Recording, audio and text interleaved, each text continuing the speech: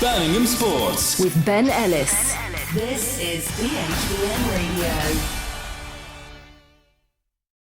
It is the Monday after from Birmingham Sport, BHBN Radio, Birmingham's Hospital Radio Network. And we're coming towards the end of the season now. It's flown by, really.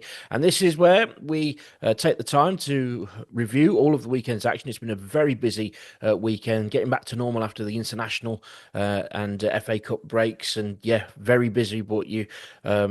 matches from four different teams that we cover here on BHBN. Started on Friday night with a double header and a double header on Sunday as well. We'll cover it all. I'm joined by Kim Smith, who was at St Andrews. It is Sunday as we're saying this, so Kim was watching Birmingham City beat Wrexham. Jonathan Wimbush, who was at the Hawthorns on Friday night for the goalless draw between West Bromwich Albion and Millwall. And Enton Barefoot is with us because we like him, and that's all we need to say. As we're recording, it has just finished at the City Ground, 1-1 between Nottingham Forest and Aston Villa. Connor Porter and Rob Richards are at the game.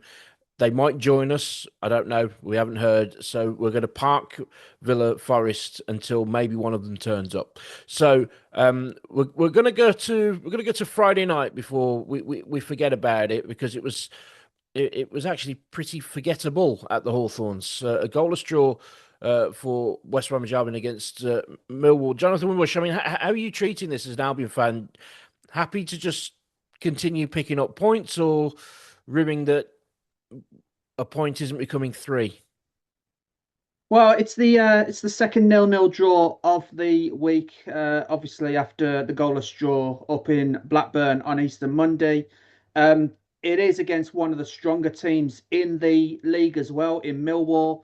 They temporarily got to second because of it, but obviously results elsewhere mean they drop back down into the playoff play positions. But yeah, I mean, James Morrison, he keeps saying it's another game ticked off, and you know, it's one of those where some fans will say, okay, fair enough, we haven't been beat by Millwall. In fact, it's 7 games unbeaten now under James Morrison in interim charge of West Brom. But the other half, and I'm more in this half of the Albion fans' opinions, is that yes, it's another game ticked off, but there's less and less points to play for now in this season.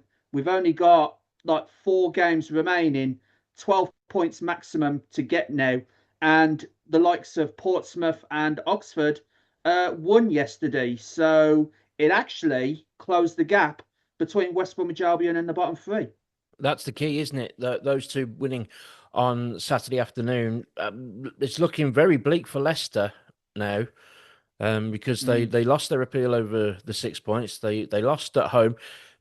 Kim, I'll come to you on this. Leicester are not one of our teams, but obviously Gary Rowett has found himself in the same situation in 2 of the last 3 seasons. Yeah, and again, he's sort of picked up a basket case, hasn't he? Because Leicester are just in an awful state. There's all sorts of stuff going on in the boardroom. Obviously, they've lost the 6 points, but by the sound of it, they were quite fortunate, only losing 6 points. They're in huge amounts of financial mess, and if you chat to Leicester fans, they're all saying, "Look, just relegate us now and get it over and done with." But they are in a real mess. After, I mean, they started the season fairly strongly, and of course, they were one of the teams that got relegated last time around. The other 2 relegated teams now have pulled the socks up. Southampton are in 5th, Ipswich are in 2nd, and Leicester are quite busily imploding. And it really doesn't look good, and you just cannot see how they're going to pull themselves out of it. No, absolutely not. Going back to West Brom, though, John, obvious thing to say with back-to-back 0-0 draws, but the goals have dried up in the last couple of games. I mean, to be fair to him, Eggerbo will never stop running all day long or all night long for you, as certainly was the case on Friday night and at Blackburn as well. Just never felt there was a realistic chance coming. I mean, I was channel hopping between that and the Wolves game at West Ham, so which we'll get onto in a bit, of course. But I just never felt you were there, but I just never felt there was realistically there was a goal coming for West Brom. Yeah, and we spoke about this last week as well, but for Blackburn, where they didn't register a single shot on target. Albion didn't register a shot on target until the 82nd minute, and that was Jason Malumbi forcing a good save from the Millwall goalkeeper Anthony Patterson from close range. But West Bromwich Albion, they finished the stronger of the two teams, but it just would not fall right and end up in the back of the net. Of course, Millwall had that chance in the first half where Ivanovic hit the crossbar from 30 yards out, and it could have been a very different story that we would be talking about now. We could have been talking about another defeat for West Bromwich Albion rather than a 0-0 draw. But as it stood, no shots on target for the first 82 minutes. And even though James Morrison did rotate one of the strikers, he brought on Daryl DK to start the game and then brought Josh Maja on in the second half. It just never looked like Albion were going to score against Millwall. But likewise, it was really between two poor teams on the night because Millwall, bar from that one chance that cannoned off the crossbar, didn't really fashion a chance or even threaten to score themselves. Yeah, they get to Preston on Saturday, as I say, the first of the 4 games that are remaining. Enton, they're one bad result from being right back in it. You're on mute, Enton. Never mind. You're still on mute. Can you hear me? Yeah, Yes, I'm just assuming you were agreeing with me because everybody does. Well, on some level, of course, Yes. Because it's one of them things where West Brom are doing the right things for them to make sure they're creeping away from the relegation battle, I suppose. But with obviously the news of the Leicester's points deduction now, so that should give them an opportunity now to go and say, well, we're okay-ish, but we still need to keep our results and keep the momentum going for us. So again, it's not a defeat. No. They've in the last 5, 6, 7 games they've won 4 or 5, and that's pretty much what you'd expect. Going forward is that they can believe in themselves. Absolutely. We haven't talked about this on this show. We talked about it on another show. Signal, really? Oh, sorry, Anton. Your internet glitching. I've lost you. Never mind. We talked about this on another program on another platform the other day. Obviously, they were 2-0 up against Wrexham. Threw that away. Ended up 2-2. It was a draw that ended up feeling like a defeat. Now, James Morrison was asked in his post-match interview after Wrexham about the injury to Jed Wallace. And the synopsis was that he's likely to be out for the rest of the season. He might come back for the final game. However, this is the issue I would take with what James Morrison said. Bear in mind, he's the interim manager. I think we've got to cut him a bit of slack here.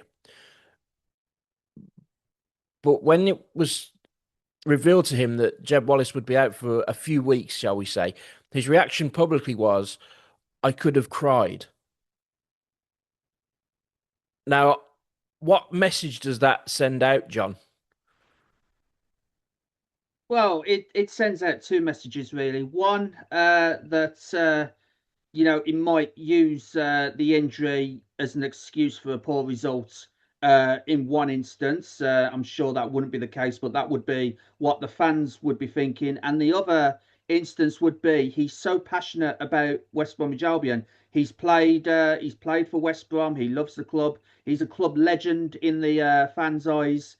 But it does say that he cares about what happens to this club and where they play their football next season, be it in the Championship or in League One. So, I'm hoping that the majority of the fans would think it like that, rather than, oh, he's just one excuse away from, bemoaning a defeat or something like that. I mean, in the same press conference, it was the one after Wrexham, the 2-2 draw, that we had Phil Parkinson saying he was going to go to the head of the Referees Association with a list of poor refereeing decisions that was put against Wrexham this season, and it was really just a strange feeling all round that night in the media suite at the Hawthorns. But yeah, I mean, to say that you could have cried when the captain got injured in training is a bit much. Yeah, and as we said, Preston away on Saturday, then Watford at home Tuesday the 21st of April. Final home game of the season to Ipswich. Ipswich obviously going for automatic promotion. And then the final day of the season away at Sheffield Wednesday. You need a result to guarantee that you stay up on the final day of the season. You would pick Sheffield Wednesday as your opponent. But that brings with it its own pressure. Now we saw Saturday, Coventry, we're playing Sheffield Wednesday. Job done. 0-0 draw. I mean, Coventry's still going to go up. So I don't think you could be thinking too much about the end of the season yet. I think Preston will have to be the focus as far as that is concerned. The Monday after, from Birmingham Sport, BHBN Radio, still waiting to see if our esteemed colleagues from Sherwood Forest do join us to talk about what happened there this afternoon. But in the meantime, we'll take a break and we'll look at the other game that was played on Friday night, which was covered by our award-winning team here at BHBN. BHBN Radio has been going since 1952. It is run entirely by volunteers, 24 hours a day, 365 days a year. Right now, BHBN needs friends like you to ensure it can broadcast to hospitals, care homes, and into the community for many more years to come. You can help by donating through our Just GoFundMe account. It's easy. Simply go to our website, bhbn.net, scan our GoFundMe QR code, and in a few clicks, you can help us out. If you're a taxpayer, you can give 25% more through gift aid at no extra cost to you. BHBN Radio. It is the Monday after from Birmingham Sport, BHBN Radio, continuing with Friday night and, West Ham 4, Wolves 0. Enton, you were at the London Stadium? No, I couldn't make it in the end. Couldn't make it? I thought you were there with Nathan. Nathan went on his own.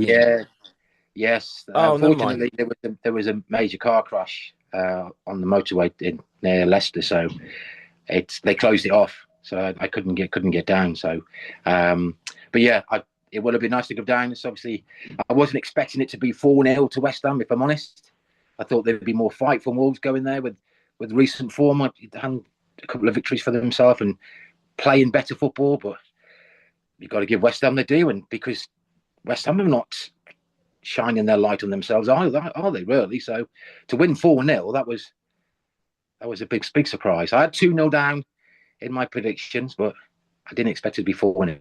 So it's the timing of goals which are really important.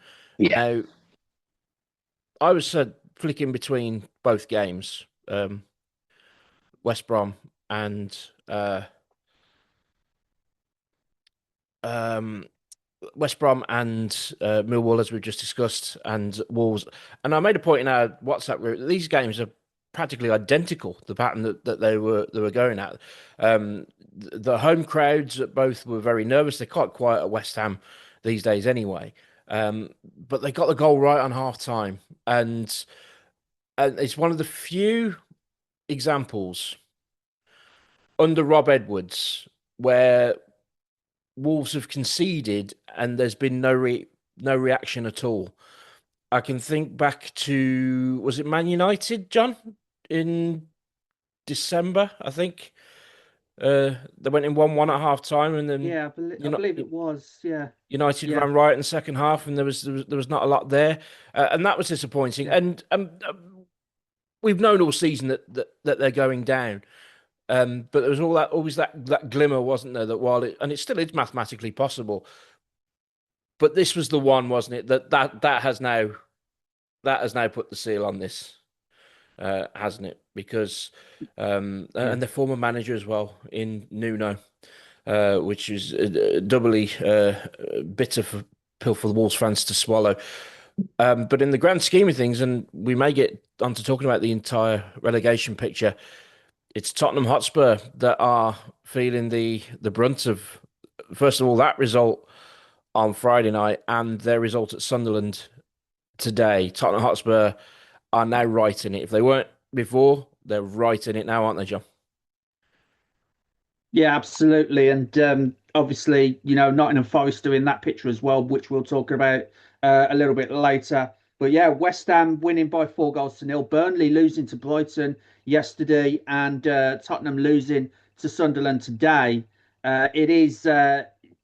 It's literally, as you said, Tottenham are right in it. Something that's almost unheard of for a Spurs fan, although they have been threatening.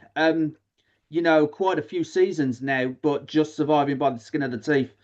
This time, though, you may feel that Tottenham will be the surprise relegation of this season. In terms of Wolverhampton Wanderers, yeah, when they've conceded the first goal, especially at the turn of the year, they've really shown character and fought back to get a few results. The Arsenal game comes to mind that I was at, where they went 2-0 down against Arsenal and came back to draw that game 2-2.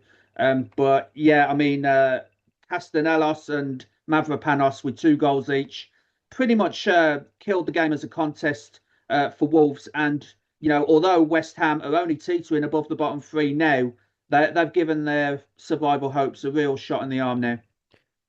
Absolutely. Kim, do you think the break was too long?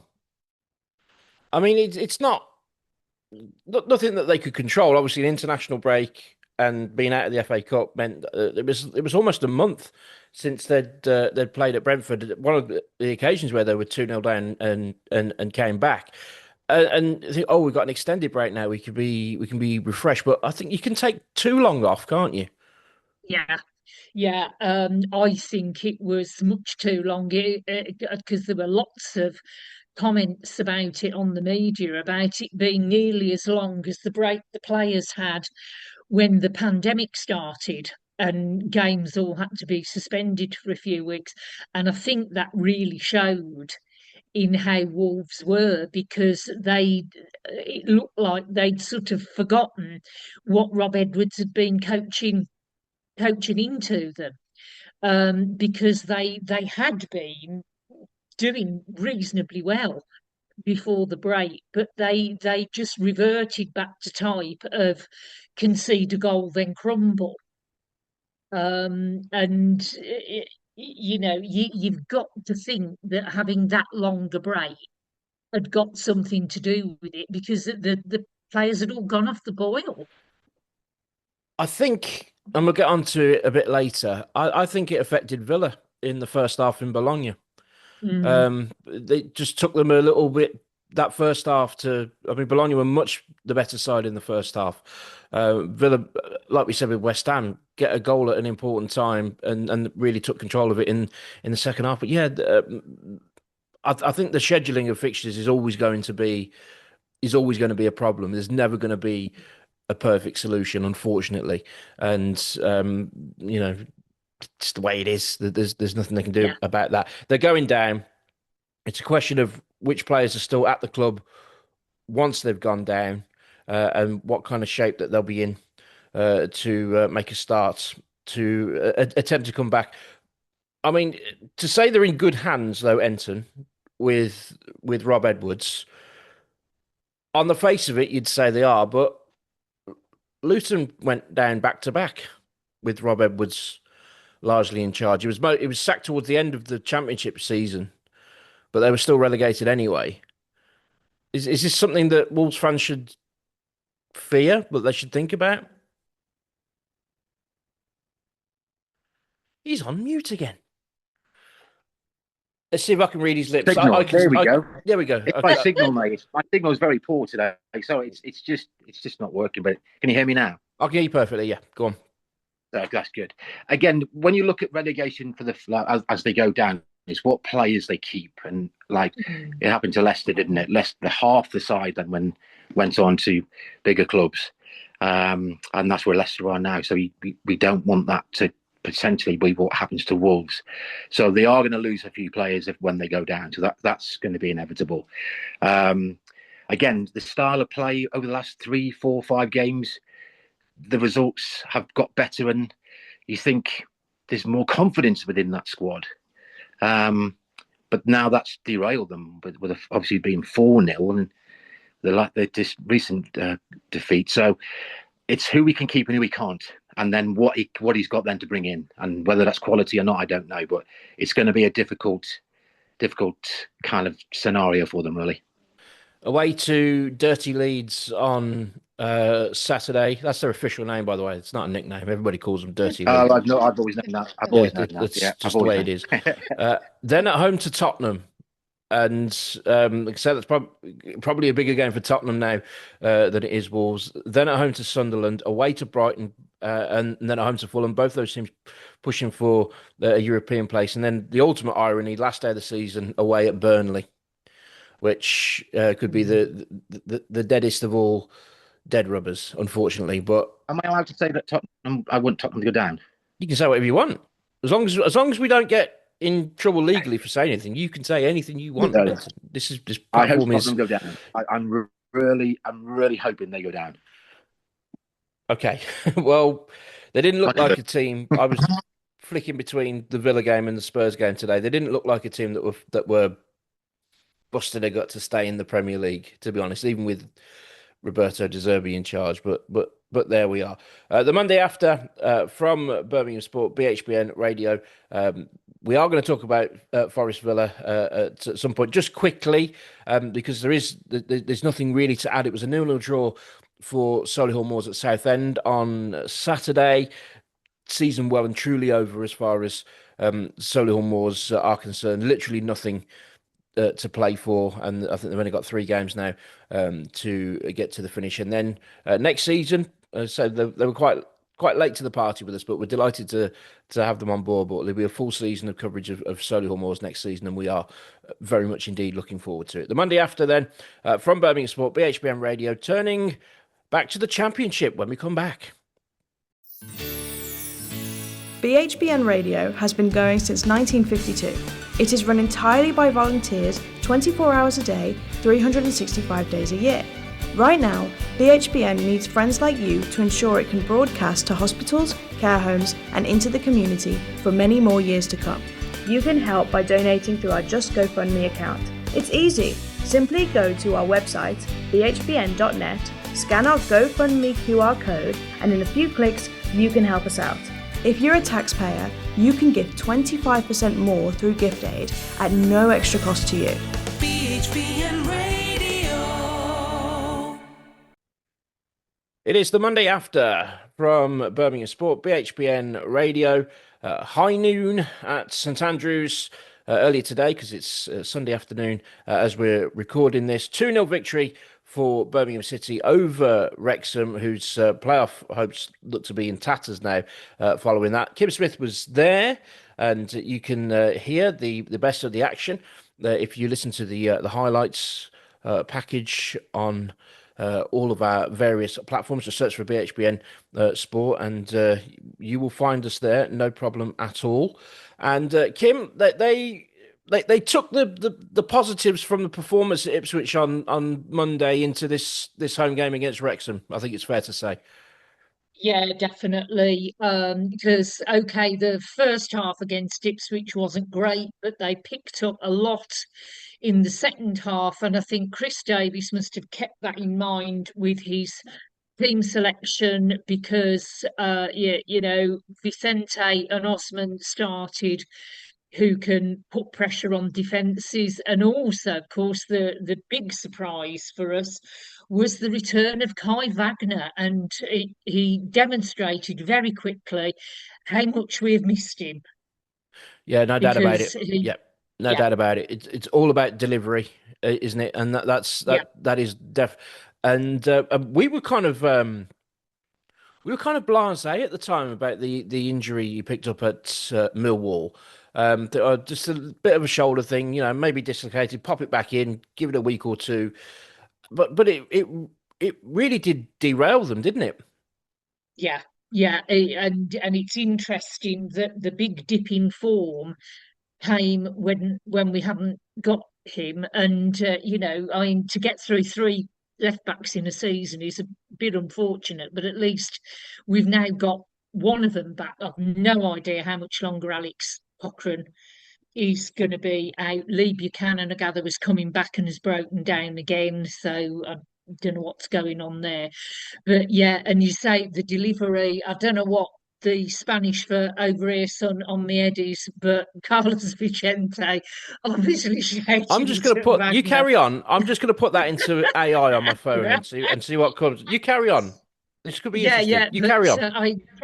great delivery from him for the header, and then obviously Clara getting really quite an easy tap in from the corner to make it 2-0. But Wrexham, I'm sorry, looked really quite toothless. They obviously hadn't been that great against West Brom. Then they got thumped by Southampton, and they, I think, are struggling to pick themselves back up again. But as you say, now their playoff chances are not looking great at all, particularly with Southampton, who now seem to be really coming into form at the right time. En mi cabeza, hijo, is the Spanish for on my Well, head, son. he must have shouted that at him. Absolutely.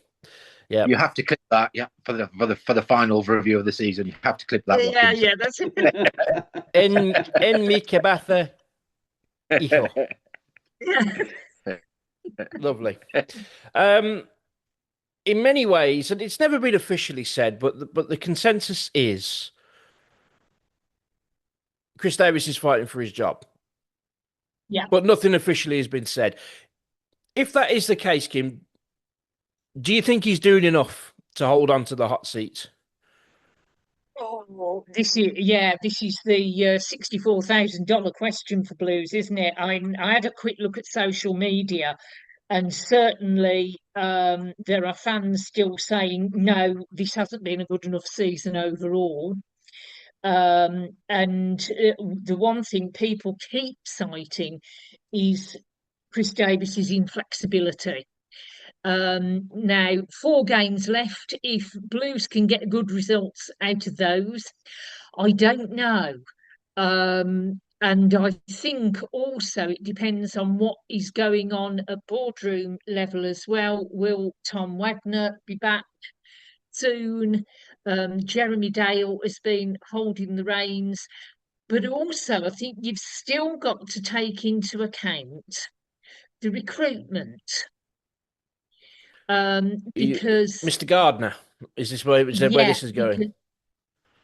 because the recruitment Blues went for wasn't hardened championship players. A lot of it was players from Europe.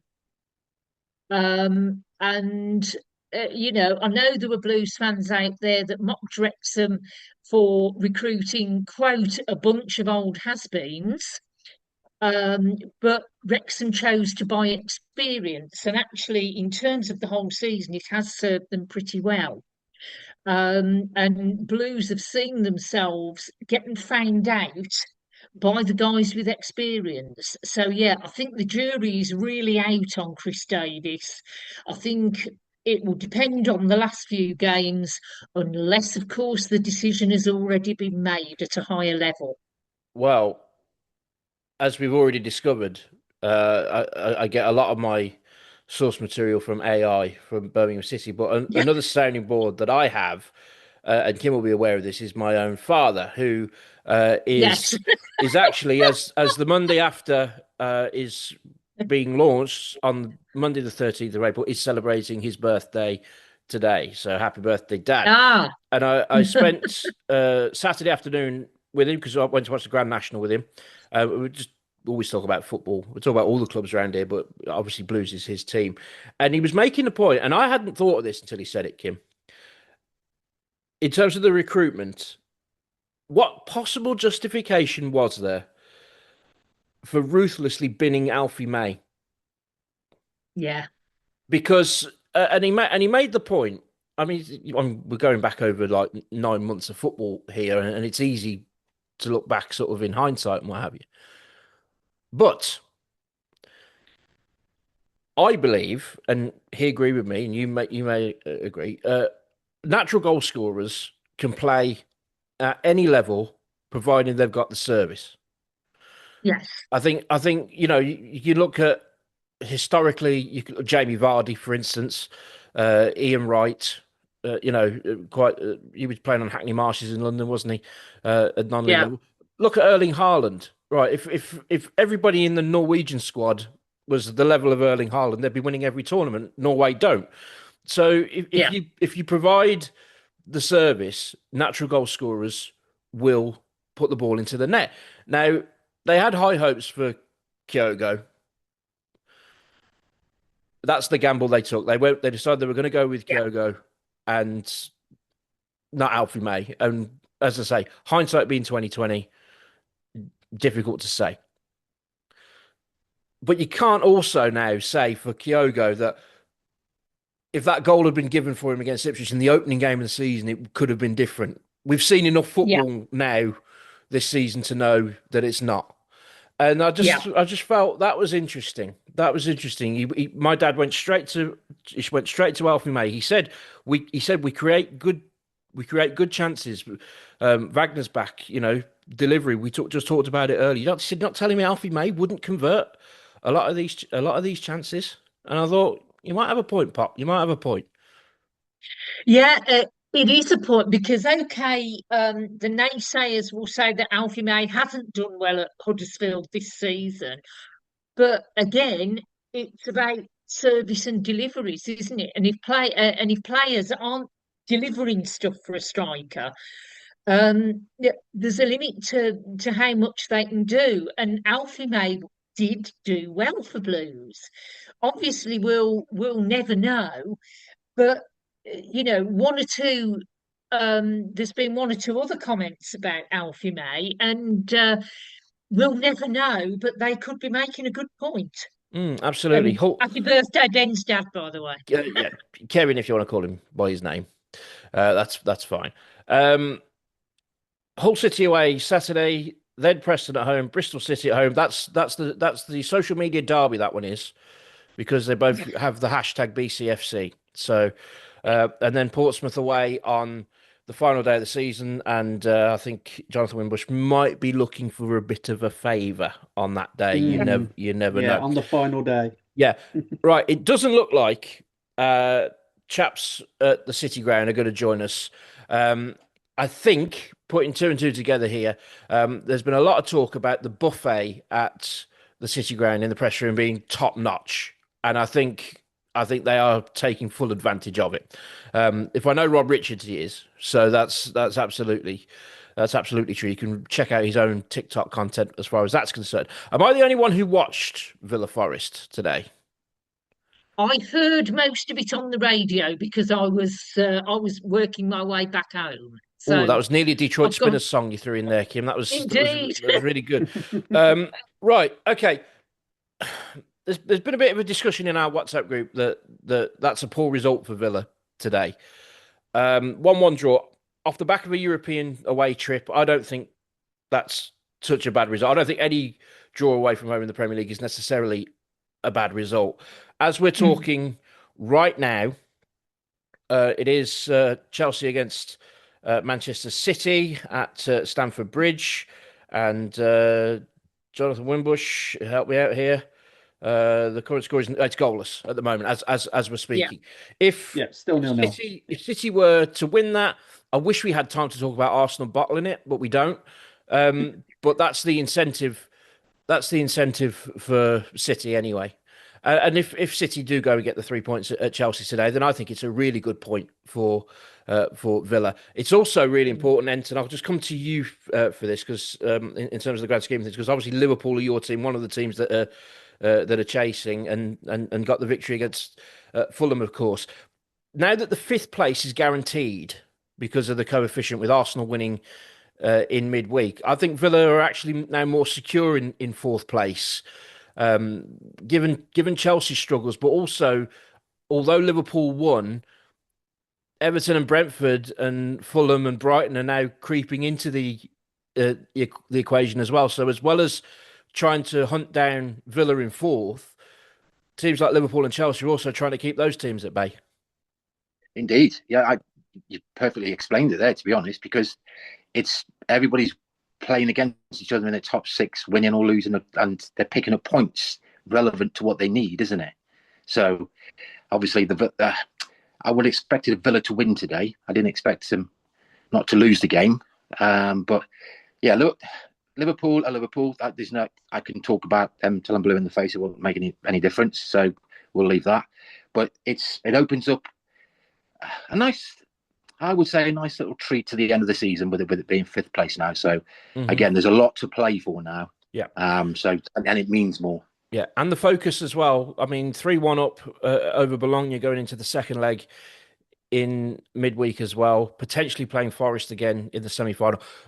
I want the trophy. It's been 30 years. I want the silverware. It gets you to the Champions League anyway, but that's what I want. And, we've just gone through the 30th anniversary of Villa's last trophy, 1996 League Cup. And I was, how old was I? I was 13. And if you'd have said to me that day, you won't win anything for at least another 30 years, I'd have laughed in your face, quite honestly. So to get your hands... Playoff finals do not count, by the way, for those who think they do. They don't. That's the most ridiculous thing that you ever see in football is a playoff final lifting of a trophy. You've got promoted, just get off the pitch, as far as that's concerned. So no, I don't count that. I'm content with it, and we are where we are. The game was live on BHBN Sunday afternoon. Ed Mackay was in the studio. I've been asked to promote this, is that you're able to listen to our live commentaries, usually on a Saturday afternoon, but we do rearrange them as well because of the strange kickoff times, particularly towards the end of the season. You can listen to our live commentaries in Solihull, Heartlands and Good Hope Hospital if you are in there or you know of any mates who are going into hospital. It would be wonderful if you could join us and listen to those commentaries. I like to think of it as your match day alternative, okay? Because there's generally only one place people think they can go for the local content. I mean, some of us amongst us even phone them up, but there we go. But there we are. But that's fine. But there is another platform. There is another service, and our social media numbers are tremendous, and I'm really chuffed about it. We've hit 190,000 TikTok views since we launched the channel in October. 190,000, and that's everybody who works on this team, who does something on a camera, part of the commentary, all of that stuff. Young Alistair, who's come on board as well, covering Solihull Moors, has added another dimension to it. It's absolutely fantastic. And we've got more great coverage.